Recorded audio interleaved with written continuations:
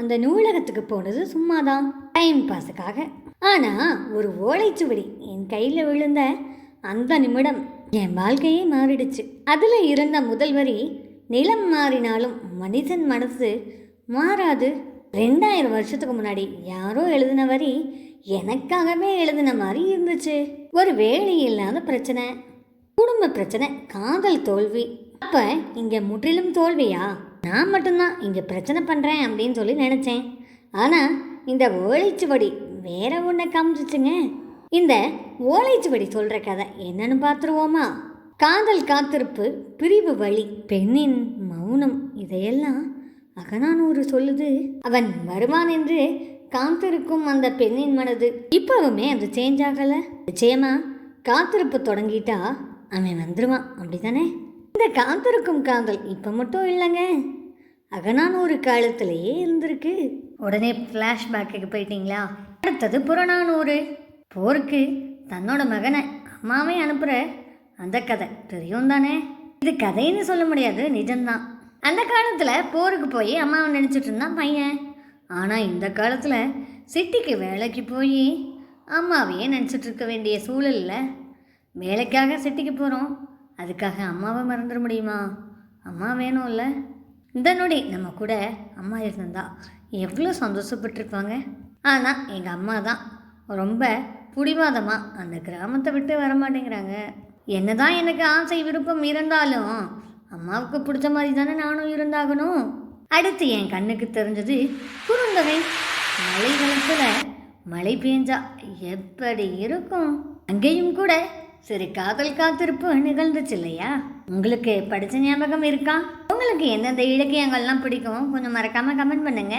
இப்போல்லாம் நமக்கு பெய்கிற மழை வந்தால் நெட்வொர்க்கு போயிடணும் அப்படின்னு ஒரு கோபம் கூட வர ஆரம்பிச்சிருது. அந்த அளவுக்கு நமக்கு பிடிச்சவங்களோட பேச முடியலையா அப்படின்ற ஒரு வருத்தம் கூட. ஆனால் அந்த காலத்தில் மழை வந்தால் நம்மளை இன்றைக்கி நம்ம காதலன் பார்க்க வரமாட்டான் இல்லையா? அப்போ நம்ம இன்றைக்கி நம்ம காதலன் பார்க்க முடியாதா அப்படிங்கிற ஒரு ஏக்கம். ஆனால் 2000 வருஷத்துக்கு முன்னாடியும் இதே ஃபீலிங் அப்படியே இருந்திருக்கு பார்த்தீங்களா? ஆனால் அன்னைக்கு காதலன் பார்க்கணுங்கிறதுக்காக, ஆனால் இன்றைக்கி அது நெட்வொர்க்குக்காக. இங்கே விஞ்ஞானம் வளர்ந்துடுச்சா இல்லை காதல் வளர்ந்துடுச்சா? அந்த ஓலைச்சுவடியை இப்போ நான் மூடி வச்சுட்டேன். ஆனால் என் மனசு திறந்து தான் இருந்துச்சு. சங்க இலக்கியங்கள் என்றைக்குமே பழசு கிடையாது.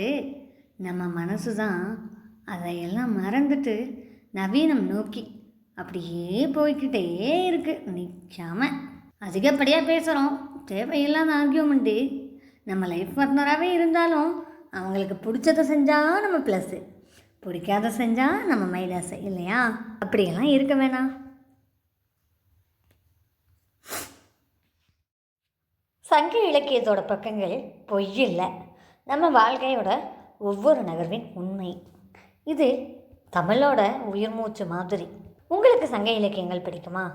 அப்படின்னா கமெண்டில் சொல்லுங்கள். உங்களுக்கு தெரிஞ்ச செய்தியை எங்களோட பகிர்ந்துக்குங்க. இலக்கியம், காதல், கவிதை, விழாக்கள் என்று எதையுமே விட்டு வைக்காமல் ஒட்டுமொத்தமாக கொண்டாடி தீர்க்கிறது தான் தேநீர் கதைகள் தோழி தமிழ் சோஷியல் ஹப்போட வேலை.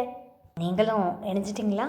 அன்பை பரிமாறிக்கொள்ள, முகத்தை மனம் திறந்து கொட்ட எப்பயுமே உங்கள் உயிர் தோழியோடு இணைஞ்சிருங்க. உங்கள் சேனலை நினச்சி சேனலுக்கு ஒரு சப்போர்ட் கொடுத்து, இப்போ தான் சேனலை ஃபஸ்ட் டைம் பார்க்குறீங்க அப்படின்னா ஒரு சப்ஸ்கிரைப் பண்ணுங்கள். எப்போ எந்த வீடியோவில் என்ன கமெண்ட்னாலும் கொடுங்க. ஓகே, ஏதாவது வேறு டாப்பிக்கில் வீடியோ வேணுனாலும் கூட சொல்லுங்கள். என்ன தோழிக்கு சப்போர்ட்டாக சப்ஸ்கிரைப் பண்ணிட்டீங்களா? Thank you friends. என்னோடய அன்பு நண்பர்கள் நிச்சயமாக பண்ணிடுவீங்கன்னு எனக்கு தெரியும். நீங்கள் பண்ணாமல் வேறு யார் பண்ணுவாங்க? ரொம்ப நன்றிங்க உங்கள் பேராதரவுக்கு. மேலும் ஒரு சிறந்த வீடியோவில் உங்களை சந்திக்க வரேன். அது வரைக்கும் உங்களிடமிருந்து விடைபெறுவது உங்கள் அன்பு தோழி தேநீர் கதைகள் தோழி. அனைவருக்கும் நன்றி, வணக்கம்.